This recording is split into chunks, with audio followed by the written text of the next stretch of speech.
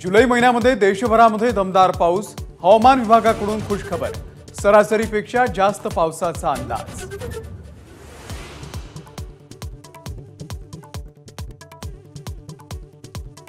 नाशिक शिक्षक मतदारसंघामध्ये शिंदे गटाचे किशोर दराडे यांचा विजय, पहिल्या पसंतीच्या मतांची आघाडी दुसऱ्या पसंतीच्या मतांमध्येही कायम।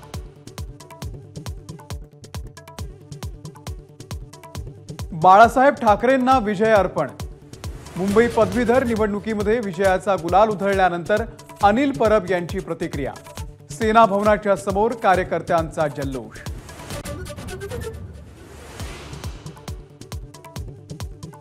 कोकण पदवीधर मतदारसंघामध्ये भाजपच्या निरंजन डावखरेंचा विजय, महायुतीच्या कार्यकर्त्यांचा विजय असल्याची डावखरेंची प्रतिक्रिया।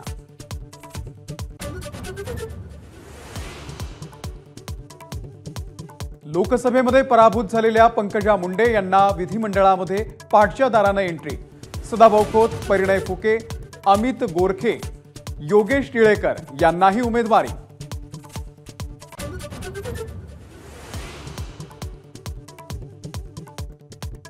विधान परिषद निवडणूक बिनविरोध होणार की निवडणूक पार पडणार हे आज होणार स्पष्ट, अर्ज भरण्याची आजची शेवटची तारीख।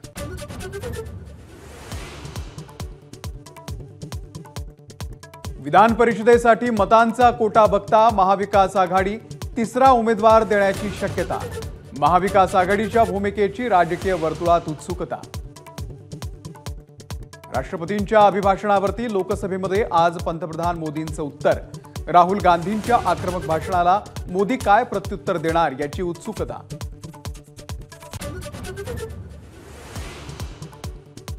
मुख्यमंत्री लाडकी बहीण योजनेसाठी आजपासून ऑफलाईन अर्ज स्वीकारण्यास सुरुवात, आवश्यक कागदपत्रांची बहिणींची धावपळ।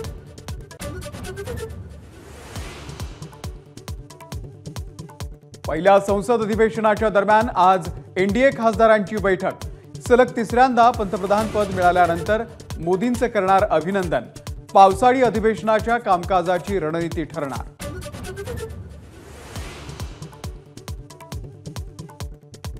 मराठा आरक्षणाची सुनावणी पुन्हा रखडण्याची शक्यता, राज्य मागासवर्ग आयोगालाही प्रतिवादी बनवण्यासाठी हायकोर्टात अर्ज, अर्जावरती आज सुनावणी। राज्याच्या कृषी विभागामध्ये 118 कोटी 86 लाख रुपयांच्या घोटाळ्याचा गंभीर आरोप, आरएसएस प्रणित किसान संघाकडून चौकशीची मागणी।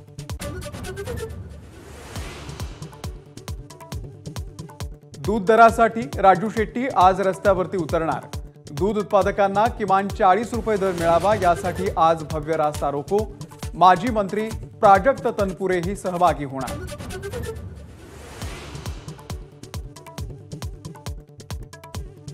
लातूर नीट पेपर फुटी प्रकरणामध्ये सीबीआय आज करणार जिल्हा कोर्टामध्ये अर्ज, आरोपींचा ताबा सीबीआय घेणार।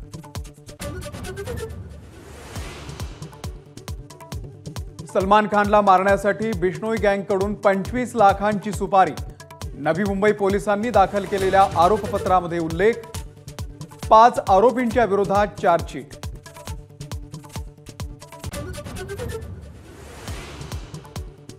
ज्ञानोबा माऊली आणि तुकोबा महाराजांच्या पालखीचं आज पुण्यातून पंढरपूरकडे प्रस्थान, माऊलींच्या पालखीचा आज दिवे घाटाचा अवघड टप्पा।